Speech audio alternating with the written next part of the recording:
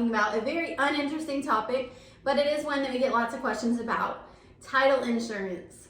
So we're going to jump right in and start. We'll try to make this as painless as possible for you. So Jason, what is title insurance and why do buyers need it? Okay, so title insurance is like an insurance policy like you have for your vehicle or something like that, but it's an insurance policy saying that the person you're buying it from, they have good title to the property. They own it, and there's not going to be any liens on it, and there's not going to be any surprises down the road. And so it's insurance that you purchase as a buyer in case something weird comes up later on. You just say, hey, title insurance company, I've got this on my deed, this is a problem, and then you make a claim just like you would if you got in a car wreck or something. Okay. So it is very helpful. How often do issues come up with title insurance? I've got a case right now from one of my clients. He bought a piece of property that he was going to develop, went through the whole title process, and when they closed, all the liens were supposed to be paid off. There's no deed restrictions or anything on the property, and then now they're going to sell the property, and liens are showing up and deed restrictions are showing up, and they shouldn't be there. And so he did not close that transaction through me. He closed that through another title company, and so now I've been having to work with the title company saying, hey, we've got a problem.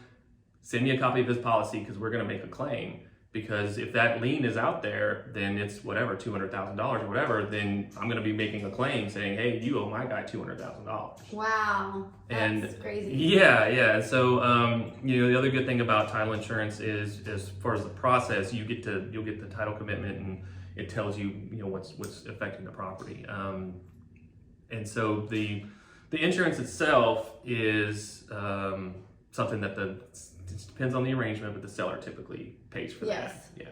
In a busier market, occasionally I've had a buyer who we make our offer stronger and they choose to pay for it, but typically we usually see that it is the seller that provides that.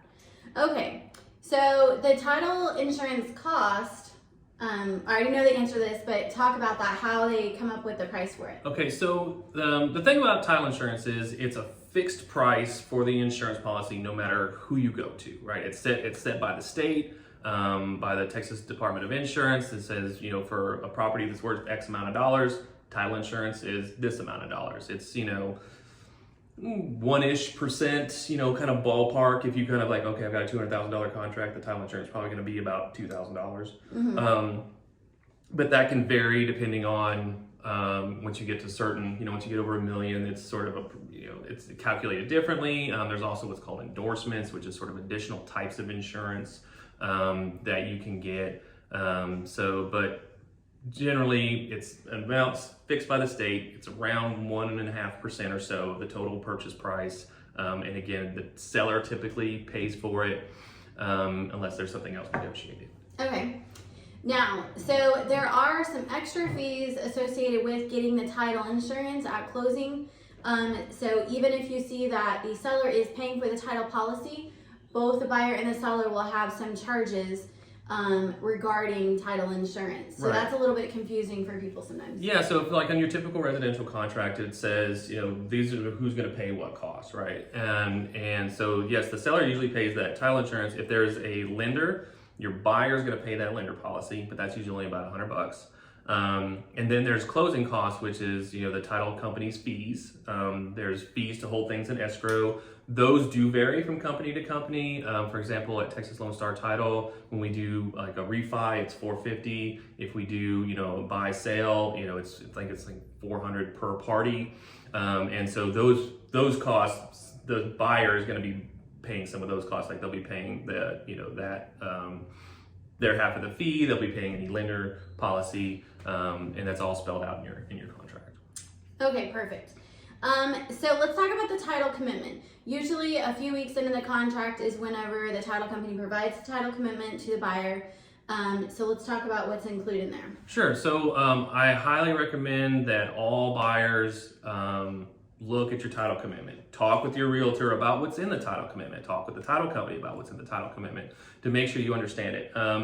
As part of the title commitment, you should also get all the documents that are referenced in there. So there's two what's called schedules in a title commitment. There's Schedule B and there's Schedule C. Schedule B has all the things that are on the property and are not going to go away. So deed restrictions, easements, things like that. Title C has a list of things that need to go away or the title company is not going to close. They're not going to insure. They're not going to insure. Kind of like conditions that have to be cleared. They're conditions that have to be cleared. Your Title C is going to be, there's certain affidavits people have to provide at closing.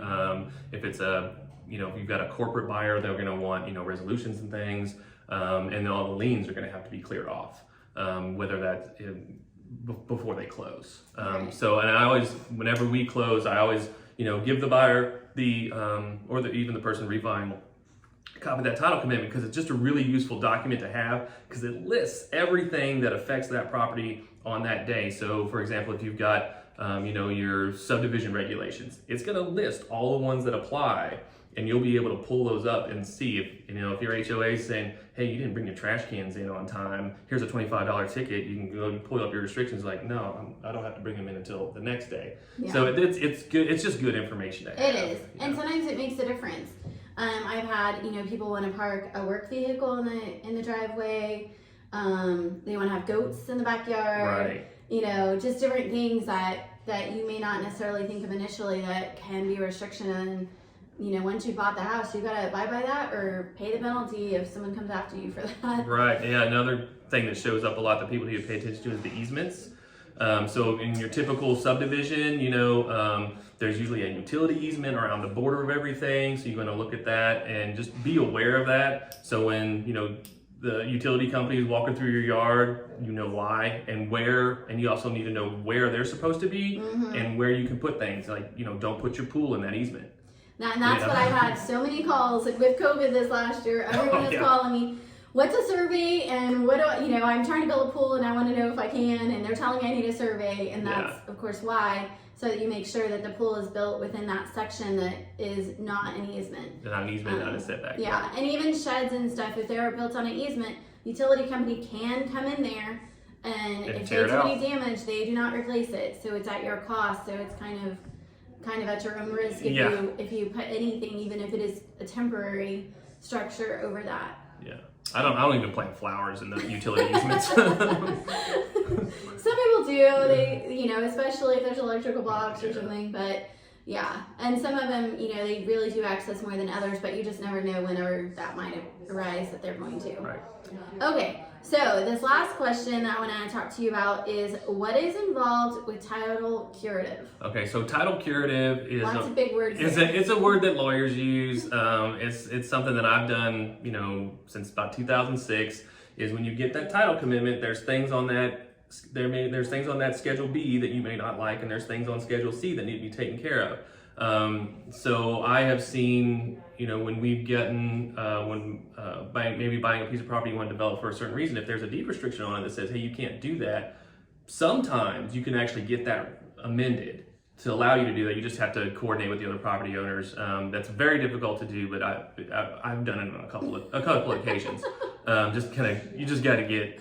You just open yourself up. Everybody's calling you now, like, oh, we want to do this. You gotta get all those cats in the same row going the same direction. Cats. It's like herding cats. So, but it can be done in the right situation. Okay. The other thing that pops up a lot is if the property is part of an estate. So if somebody's passed away, then we'll need to do some kind of affidavits of heirship or things like that. That comes up a lot. Another thing that I've seen as far as title curative is old HOA liens.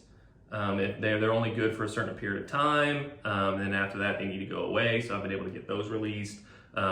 Similar to sometimes, depending on the bank, when a property is sold, they'll pay off, the bank, and some banks will record that release themselves. Some will send it to the title company to record. Some will send it to the borrower to record. And so I've had two cases recently where they said, yeah, we mailed this to the borrower in 2008, and they never recorded it. So I've had to go and get another release. And luckily, it was a local bank, non-issue. It got taken care of in a couple of days. So it basically kind of means that the title company is kind of a one-stop shop for dealing with a lot of other stuff that comes up during the process of selling a home. If there's extra documentation and paperwork that needs to be done, they can do it, and usually their fees are more reasonable than you getting someone outside. Also, they're going to stay within the timeline to help make sure you don't delay in closing. Yeah, you don't want to slow it down. My office is a little bit unique because I am an attorney, so I can draft all these documents. I can do all these things that a lot of times the title company is going to say, okay, well, we need to get our lawyer, and I need to call my supervisor and call the legal department, and they get somebody. But here, It's a quicker process. it's a relatively quick process, and we're really lucky that we're really nimble and can take care of things like that. Yeah, because he's right. A lot of times with other title companies, they say, okay, well, I need to send it and see what our attorney says we need to do now. Then they come back to you. It's like playing messenger back and forth. They come back and they're like, okay, well, we're gonna need this document. Well, who's gonna do it? Well, can y'all do it? You know? Yeah. Or tell us exactly what verbiage you need in this document to make sure that we appease your attorney so that we can move forward. So it can become cumbersome. So it is nice to be able to do it in-house. Okay, well, hopefully this has been informative. If you have more questions about title insurance, specifically what it covers, endorsements, or anything else, feel free to give Jason a call. And as always, we're here for you, and we'll talk to you again soon. Thanks.